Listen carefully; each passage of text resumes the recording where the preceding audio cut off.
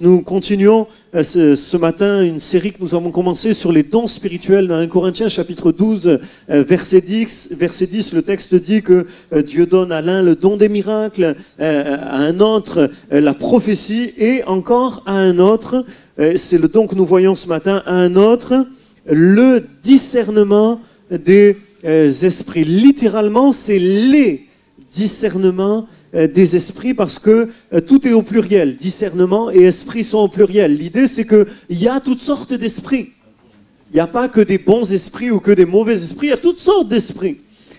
Et il y a toutes sortes aussi, c'est intéressant, il y a toutes sortes de discernements, de manières de les démasquer, de les dévoiler, de les discerner. Les dons, par exemple, de guérison et de miracle étaient aussi au pluriel. Et nous avions dit que ça montre qu'il y a toutes sortes de maladies, mais il y a aussi toutes sortes de façons de parvenir à la guérison, toutes sortes de façons de voir un miracle se produire dans nos vies. Et j'aimerais dire que pour discerner les esprits, il y a aussi toutes sortes de formes de discernement. Ne dites pas ça doit se faire comme ça ou comme ça. Mais il y a toutes sortes de façons par lesquelles les esprits peuvent être discernés. Il y a également plusieurs façons de comprendre ce don et je renvoie à mon livre à ce sujet pour ceux qui veulent étudier ce que disent les théologiens. C'est certainement le don spirituel le plus débattu, où il y a le plus de compréhensions différentes. Mais pour résumer et pour être simple, ce matin, j'aimerais dire que ce don est un don qui nous permet de pénétrer le monde invisible. Il y a ce qu'on voit. Fermez les yeux une seconde. Vous voyez ? Il y a ce que vous voyez, puis là vous voyez un homme qui parle, mais au-delà, il y a un monde invisible. Vous pouvez réouvrir les yeux, hein, je voudrais que personne s'endorme. Il y a un monde invisible.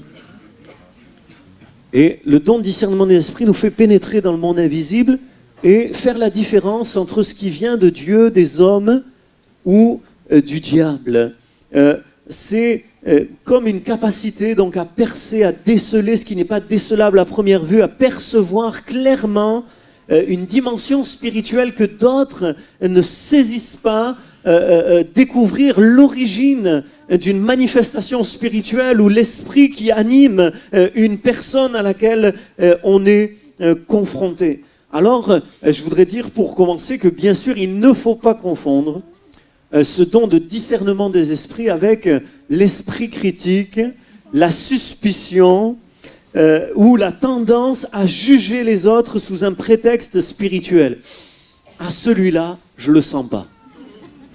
Eh bien, j'aimerais vous dire que vous le sentiez ou que vous ne le sentiez pas, on est tous des créatures de Dieu appelées à être aimées.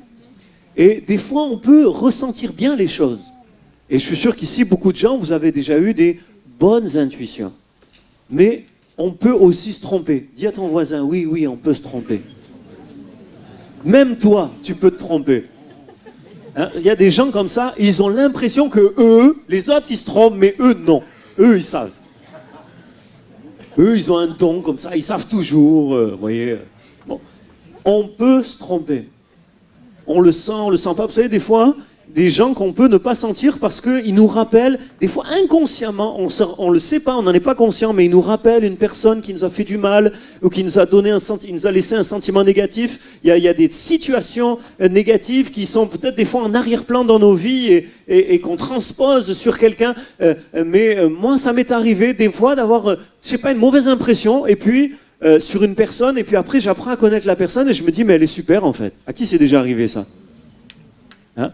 Donc voilà, donc n'en restons pas à ces impressions vagues et ici il n'est pas question de cet esprit critique ou cette tendance à juger les autres au nom d'une intuition comme ça extraordinaire. Vous savez, il y a beaucoup de gens, vous êtes souriants, vous êtes chaleureux avec eux et ils disent « Waouh, il est super !» Et puis vous les contrariez et puis ils ne vous sentent plus, vous voyez. « Ah non, je le sens pas du tout, vous voyez. Non, j'ai rien contre lui, mais je le sens pas, vous voyez. Parce que vous les avez contrariés, c'est tout. C'est pas plus compliqué que ça.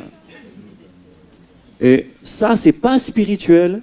Et ça déplaît à Dieu. Ça n'a rien à voir avec le discernement des esprits. Hein. Un auteur, Howard Carter, écrit ceci: le discernement des esprits n'est pas plus en relation avec la faculté de critiquer que les dons de guérison ne le sont avec la profession médicale ou que le parler en langue ne l'est avec l'étude des langues. C'est une autre dimension, on va y venir. Ce don spirituel ne remplace pas non plus, je crois que ça c'est très important, écoutez bien, ce don spirituel ne remplace pas les autres critères de discernement. Ici, nous parlons des discernements des esprits, mais il y a des critères de discernement. Par exemple, je vous en cite juste quelques-uns, mais par exemple la Bible. Le critère de discernement spirituel par excellence. Moi, j'aimerais vous dire que tout ce qui est conforme à la Bible peut venir de Dieu. Mais tout ce qui n'est pas conforme à la Bible ne vient pas de Dieu. Ça, c'est un critère de discernement. Essentiel dans le monde spirituel où il y a tant de confusion, tant de tromperie, on va le dire, le diable essaie de nous tromper. Mais le critère par excellence, c'est la parole de Dieu. Alléluia. C'est la Bible, c'est la révélation des apôtres et des prophètes contenus dans les Écritures. Un autre critère de discernement, on le voit dans 1 Corinthiens 12, au début du chapitre, Paul a tout de suite parlé de l'Esprit de Dieu qui nous pousse à dire que Jésus est le Seigneur. Et il dit, mais si on ne dit pas que Jésus est Seigneur, ce n'est pas l'Esprit de Dieu.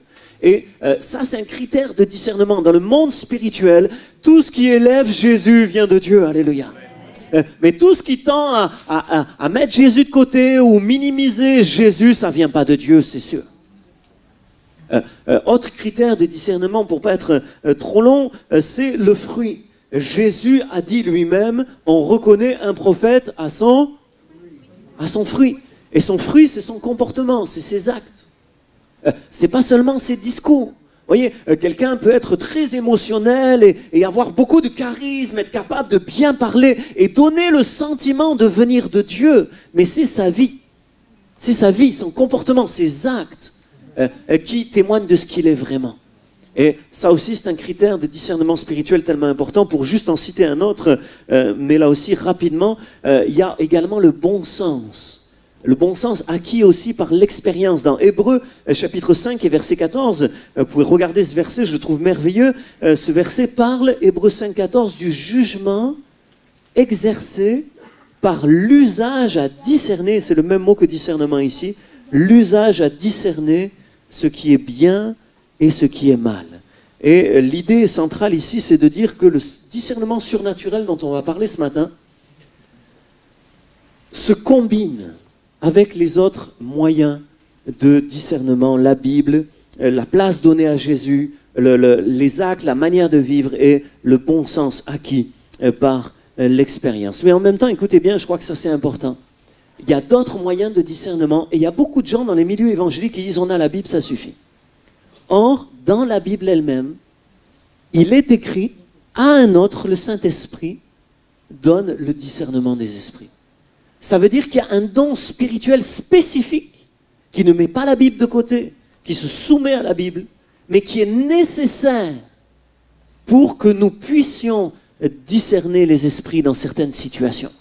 Et j'aimerais dire que si des fois la présence d'un démon est évidente, des fois les gens sont troublés, agités, voilà, torturés, ils ont pratiqué l'occultisme, c'est évident, il y a une influence de ténèbres. Quelquefois, les démons se cachent. C'est moins évident. Ils peuvent ne pas se manifester tout de suite. Mais il y a un don spirituel pour les démasquer afin de les chasser. Alléluia. Et il y a besoin d'un secours du Saint-Esprit pour bien discerner dans certaines circonstances. Nous pouvons lire ensemble, si vous voulez bien prendre avec moi, dans 2 Corinthiens chapitre 11. 2 Corinthiens chapitre 11, verset 13. Voilà un texte parmi d'autres où Paul parle de ce monde spirituel et il dit « Ces hommes-là sont de faux apôtres, des ouvriers trompeurs, déguisés en apôtres de Christ. » Ah, on peut parler de Jésus, on peut dire oui, oui, on peut dire Amen. Et pourtant, il y a un problème. Et ce n'est pas étonnant, il rajoute, car Satan lui-même se déguise en ange de lumière. Il n'est donc pas étrange que ses serviteurs aussi se déguisent en serviteurs de justice. Leur fin sera selon leurs œuvres. Et donc là, il y a une vérité spirituelle qui est tellement importante. C'est que le diable aime se déguiser. Le diable, pour nous tromper, pour nous détruire, pour nous séduire, pour nous faire tomber, le diable agit déguisé. Et ses serviteurs font pareil. Jésus est la vérité. Il est la vérité. Et ceux qui le servent doivent le servir dans la vérité. Mais le diable est le prince du mensonge et il sert de manière déguisée. Vous comprenez ce que je veux dire? Et donc il y a un besoin, le don répond à ce besoin de démasquer le diable qui agit souvent de manière déguisée tout en prenant une apparence d'être conforme à Dieu. Vous savez, tous les gens qui ont été consulter des voyants ou des médiums ou des astrologues, tous ils peuvent vous dire, mais ils parlent de Dieu. Ils croient en Dieu, pourtant. Oui, ils croient en Dieu, mais ils ne servent pas Dieu.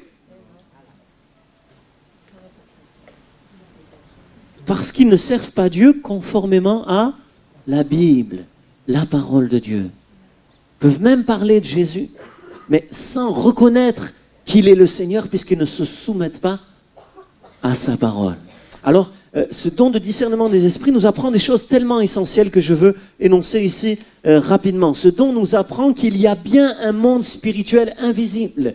Et ce matin, je veux le redire parce qu'on a tous des parcours, des vies différentes et peut-être au milieu de nous, certains étaient marqués par des siècles de rationalisme. La France, aujourd'hui, a quand même des siècles et des siècles et des siècles d'enseignements scolaires, de livres, de philosophie, de pensées rationnelles. Et moi, je crois qu'à ce que je vois, moi, je m'intéresse qu'à mon pouvoir d'achat. Voyez, le monde spirituel, j'y connais rien. Et c'est comme s'il n'existait pas. Et moi, j'aimerais dire ce matin, arrête de vivre comme s'il n'y avait que ce qui se voit. Arrête de vivre dans un monde à 100% matériel. Arrête de vivre que pour les choses de la terre. Vis pour les choses de Dieu. Il y a un monde invisible et le don de discernement des esprits déjà nous apprend qu'il y a un monde invisible. Que derrière les réalités visibles, il y a des réalités invisibles qui influencent toutes choses. Une autre vérité que nous apprend ce don spirituel, c'est qu'on a besoin de discernement dans ce monde invisible, justement, dans 1 Jean chapitre 4, si vous voulez bien le prendre avec moi. 1 Jean chapitre 4 et verset 1, la première lettre de Jean chapitre 4 au verset 1, le texte dit « Bien-aimé ». Et c'est intéressant parce que Jean, c'est l'apôtre de l'amour. Et il dit « Bien-aimé ». Vous voyez, mais c'est pas l'apôtre de l'amour non plus naïf qui croit n'importe quoi et qui croit que dans le monde spirituel, tout le monde il est beau, tout le monde il est gentil, tout va bien. Non, non. Il y a une rébellion au milieu des hommes, il y a une rébellion dans le monde spirituel également. Il y a tout un monde de spirituel de ténèbres et Jean dit ceci, bien-aimés, ne vous fiez pas à tout esprit, mais éprouvez les esprits pour savoir s'ils sont de Dieu, car plusieurs faux prophètes sont venus dans le monde et il montre ensuite qu'on reconnaît l'Esprit de Dieu quand on confesse Jésus-Christ. Amen. Donc il dit éprouvez les esprits, ne vous fiez pas à tous les esprits. Il y a besoin de discernement dans le monde spirituel. Il n'y a pas de neutralité. Soit on est avec Dieu, soit on est sans Dieu. Et si on est sans Dieu, on est la proie d'un empire de ténèbres qui ne cherche qu'à nous conquérir et nous détruire. Dans le monde spirituel, il y a Dieu, il y a Jésus, il y a le Saint-Esprit, il y a les anges et tout le reste. C'est un monde de démons qui fait la guerre à l'humanité et à Dieu lui-même. En réalité, dans les faits, dans la pratique, on rencontre souvent deux excès. On rencontre des gens qui ne voient jamais des démons nulle part. Et puis, on rencontre des gens qui en voient partout. Il y a ceux qui ignorent le monde spirituel, et puis il y a ceux qui en font une obsession. Vous voyez, il paraît qu'il y a un homme qui s'est rendu célèbre à Castellane, et je crois que sa doctrine, c'était passer son temps à combattre des esprits imaginaires et à se faire le spécialiste de ce combat. Des gens qui ignorent, des gens qui en font une obsession. Pour expliquer un petit peu plus, ne pas voir les démons, qui pourtant existent par millions sur notre terre, sans en faire une obsession, c'est aussi une réalité dans la Bible. Ne pas voir les démons, c'est se tromper souvent de combat et lutter contre les êtres humains, discuter au lieu de prier. C'est perdre le combat naïvement parce qu'on n'a pas combattu de la bonne manière. Voir les démons partout, c'est se tromper aussi. Et être trompé par les démons eux-mêmes et leurs mensonges. Moi, j'aimerais dire, les démons ne sont pas partout. Le diable n'est pas partout. Seul Dieu est partout. Alléluia. Et les voir partout, c'est leur donner trop d'importance. C'est sombrer dans un déséquilibre et dans la confusion. Je pensais récemment à le grand adversaire de Dieu dans la Bible, c'est Babylone, c'est Babel. Babel, c'est la confusion. On le retrouve jusque dans l'Apocalypse, tout au long de la Bible. La confusion. Et ceux qui voient des démons partout sont confus dans leur esprit. Je pense qu'on a besoin de beaucoup d'équilibre. Une tendance fréquente qui est source de confusion dans les églises évangéliques, qui est prêchée par certains pasteurs, qui est une fausse doctrine, qui aussi déstabilise beaucoup de gens, c'est l'idée de diaboliser tous les travers humains. Des gens disent, tu as peur. Un démon de peur. Tu es timide. Démon de timidité. Tu es orgueilleux. Ah, lui, il est orgueilleux. C'est un démon d'orgueil. On va chasser son démon d'orgueil. Ouais, c'est facile, ça. C'est facile et c'est faux. Tout ça sont des traits de caractère charnels pour lesquels on a besoin de chercher Dieu. De chercher Dieu. Pour la peur, se confier en lui, la timidité, chercher sa force, son assurance surnaturelle par le Saint-Esprit pour dépasser l'orgueil, de s'humilier. Vous comprenez tout ça? La colère, demander pardon. On a besoin de chercher Dieu, de se sanctifier. En réalité, je crois que c'est important de bien comprendre. En réalité, les démons peuvent se servir de ces traits de caractère. Ils peuvent s'en servir contre nous et contre les autres. C'est vrai, mais ce sont des traits de caractère des créatures déchues que nous sommes. Et on a besoin de se rapprocher de Dieu pour lui ressembler afin d'écarter ces choses de nos vies. Qui est-ce qui est encore avec moi qui a compris ce que j'ai dit pour voir que je sois rassuré? Bon, il y a encore des gens qui sont là qui ont compris. Merci Seigneur. Alors, chasser les démons pour rien, c'est perdre son temps et négliger les vraies solutions. Mais ne pas chasser de démons quand il y en a un, c'est aussi perdre son temps avec des solutions humaines alors que la solution, elle est dans la prière au nom de Jésus. Amen. Amen. Les discernements des esprits, et je pense que c'est important d'expliquer ça, sont des dons qui ne donnent pas la capacité de chasser les démons. Ça, la capacité de chasser les démons, c'est au nom de Jésus. Et c'est pour tous ceux qui croient. Voici les miracles qui accompagneront ceux qui auront cru. En mon nom, ils chasseront les démons. Donc c'est une promesse qui est faite à tous ceux qui croient. L'autorité, elle est au nom de Jésus quand Jésus vit en nous. Parce que le nom de Jésus, ce n'est pas une formule magique. Le nom de Jésus, c'est une personne, c'est la personne de Jésus. Si Jésus vit en nous, on a l'autorité de Jésus. Alléluia.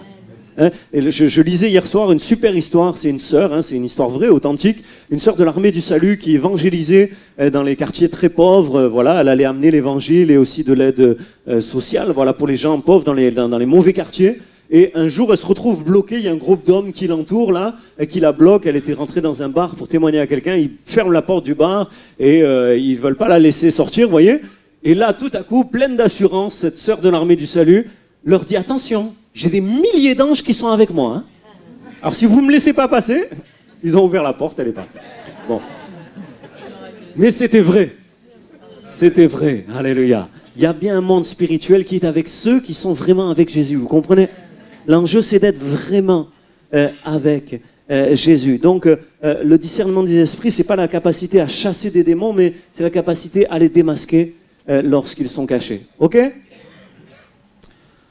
Jésus a sûrement exercé ce don lorsqu'il a délivré une femme courbée depuis 18 ans. Cette femme a été guérie, c'est intéressant, c'est dans Luc chapitre 13, versets 11 à 16. Vous pourrez regarder ce texte. Je le fais afficher, si vous le regardez, voilà. Alors, on n'a pas le temps de le regarder là en détail, mais ce qui est intéressant, c'est que quand il va s'approcher d'elle, le texte dit, il va lui dire « Femme, tu es délivrée de ton infirmité. » Et puis le texte dit qu'il va lui imposer les mains.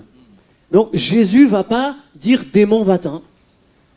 Il va le faire dans d'autres récits, mais dans celui-là, il ne va pas y avoir une dimension avec un démon explicitement chassé au moment où cette femme est délivrée. Elle est courbée depuis 18 ans, il va lui dire « Femme, tu es délivrée de ton infirmité », il va imposer les mains, elle va se redresser. Mais la suite du texte, et c'est ça qui est intéressant, dans la suite du texte, des gens vont râler parce qu'il a fait ça un jour de sabbat et que ça ne se fait pas le jour du sabbat, dans la culture de son temps. Et Jésus va dire, mais cette femme que Satan tenait liée depuis 18 ans, il ne fallait pas que je la délivre. Et Jésus va montrer que même si ça paraissait comme une maladie naturelle, même si en la délivrant, il n'a pas explicitement mentionné un démon, en fait, il y avait une autorité spirituelle qui a délivré cette femme de l'emprise du diable qui était sur elle depuis 18 ans. Et il a discerné la présence d'un esprit là où d'autres ne l'auraient peut-être pas vu. C'est ce qu'il dira également au moment où il envoie ses disciples évangéliser. Dans Luc 10, 18, il va leur dire, je voyais, quand ils reviennent de l'évangélisation, il va dire, je voyais Satan tomber du ciel comme un éclair. Il n'y a pas eu d'éclair physique, mais spirituellement, Jésus a discerné que quelque chose se passait dans le monde spirituel. C'est ce qu'on voit aussi dans un récit de l'Ancien Testament, dans 1 Roi chapitre 22, versets 19 à 23, à propos d'un prophète qui s'appelle Michée. Et Michée va avoir une vision. Et dans sa vision, elle est bizarre sa vision, hein. Dans sa vision, il voit Dieu, et puis il voit des esprits, et puis des esprits de mensonges, qui sont envoyés auprès du roi Akab, et qui vont séduire le roi Akab. Et lui, il va discerner ces esprits de mensonges, et il va dévoiler ces esprits de mensonges, publiquement. Et puis le roi Akab va préférer croire le mensonge que la vérité, et ça va mal se passer pour lui.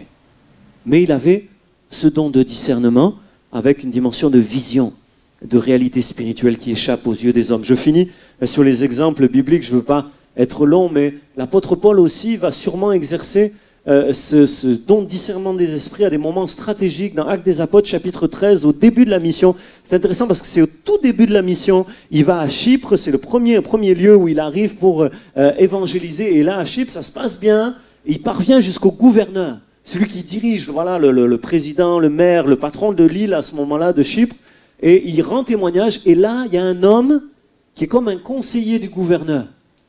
Et cet homme s'appelle Bar Jésus. Bar, ça veut dire fils en hébreu. C'est un juif, c'est un prophète juif.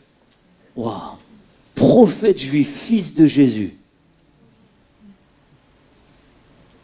Le problème, c'est qu'il est aussi magicien. Et puis il va s'opposer à l'évangile. Et là, Paul va prendre autorité au nom de Jésus. Cet homme va être aveuglé sur place. Et l'évangile va pouvoir continuer à s'exprimer. Discernement d'un esprit que le gouverneur, le texte dit qu'il était un homme intelligent et qu'il avait le cœur ouvert, mais il ne l'avait pas vu. Qu'il y avait un démon chez cet homme qui tournait autour de lui. Dans Acte 16 aussi, un moment stratégique quand l'évangile est entré en Europe. La première fois que l'évangile arrive en Europe, en tout cas l'apôtre Paul apporte l'évangile dans la première ville d'Europe, et il arrive là, et puis une femme commence à se convertir, il y a un petit, voilà, le début de l'église en Europe. Qu'est-ce qui se passe?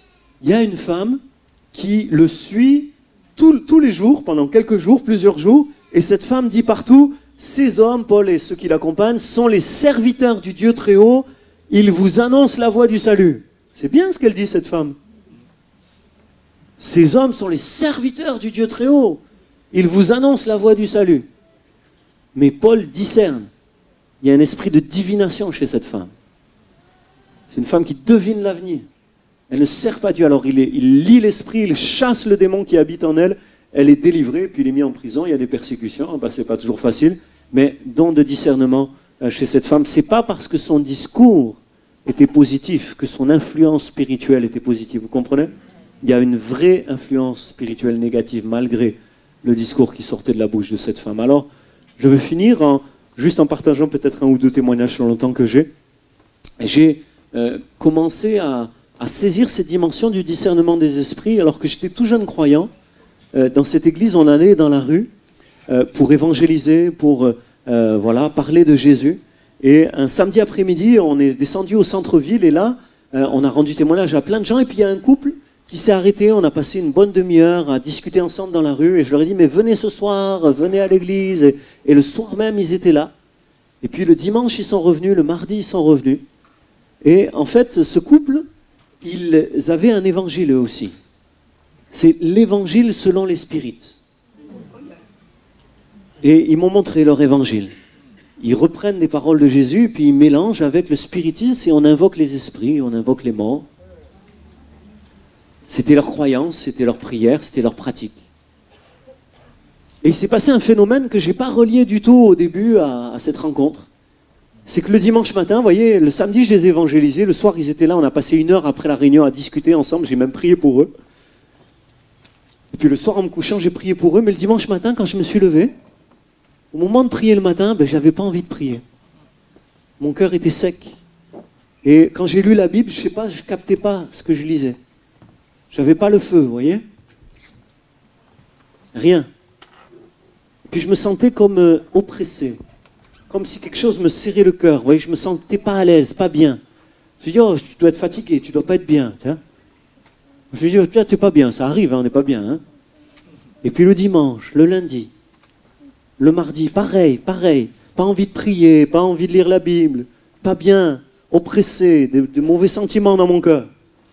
Et puis le mardi soir, tout à coup, je fais la relation. Discernement des esprits. Ces personnes reviennent et quand je les vois, je ne sais pas, c'est comme si le Saint-Esprit témoignait dans mon cœur, là, il y a un combat, il y a quelque chose qui est en train de... Eux, ils viennent, mais ils t'influencent, il y a quelque chose qui est en train de se passer. Et là, au nom de Jésus, immédiatement, quand j'ai réalisé, j'ai senti par le Saint-Esprit qu'il y a quelque chose de mauvais qui se passait, j'ai dit maintenant, au nom de Jésus, s'il y a une influence de ténèbres, qu'elle s'arrête tout de suite, Seigneur. Délivre-moi tout de suite. Je me suis endormi en paix, et le lendemain, je priais, je lisais la Bible avec bonheur. C'était fini, alléluia.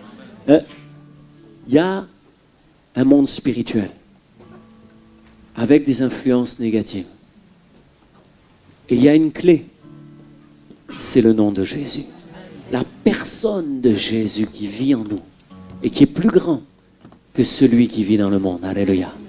Alors ce matin, j'aimerais faire un appel simple pour ceux qui veulent recevoir le don de discernement des esprits.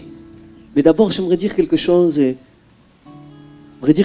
voudrais finir avec ça, et puis ensuite on va avoir un temps pour prier, mais je pensais ce matin, quand je partais en voiture de la maison, j'ai pensé à ça.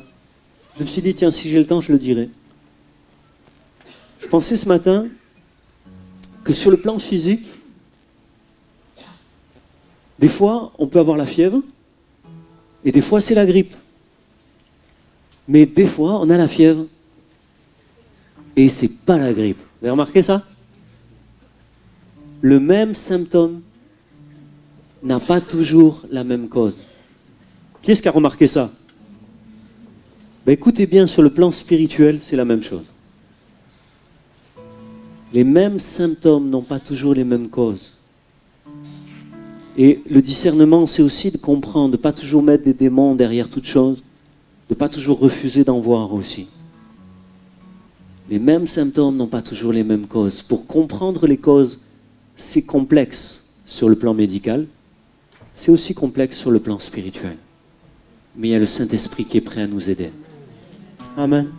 Et sans l'aide du Saint-Esprit, on est des branques, on est des manches, on est nuls. Mais il y a un don du Saint-Esprit, alléluia. Alors ceux qui veulent recevoir ce don, levez-vous à votre place. Et on va prier, on va dire, Seigneur, accorde-nous ce don. Puisque les Écritures en parlent, on veut l'étudier, on veut le comprendre, on veut approfondir, on veut lire des livres, on veut chercher, on veut comprendre, mais surtout on veut exercer, on veut recevoir, alléluia. Et j'aimerais demander à tous ceux qui veulent recevoir le don de discernement des esprits de vous approcher sur le devant. De venir sur le devant, on va prier ensemble au nom de Jésus, alléluia.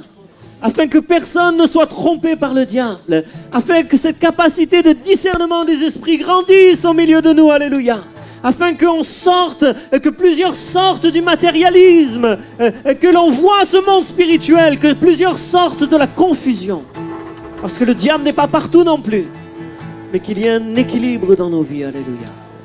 Amen. Alors tous ceux qui veulent recevoir le don de discernement des esprits, vous approchez. On va prier pour cela, pour que le don soit communiqué. Et je demande maintenant à tout le monde de se lever dans l'église et de chanter, d'adorer Dieu de tout leur cœur. Je demande aux prédicateurs de venir maintenant prier pour ceux qui sont sur le devant. Nous prions afin que l'église soit dotée de tous les dons pour résister à l'ennemi et pour faire triompher le royaume de Dieu. Amen. Amen.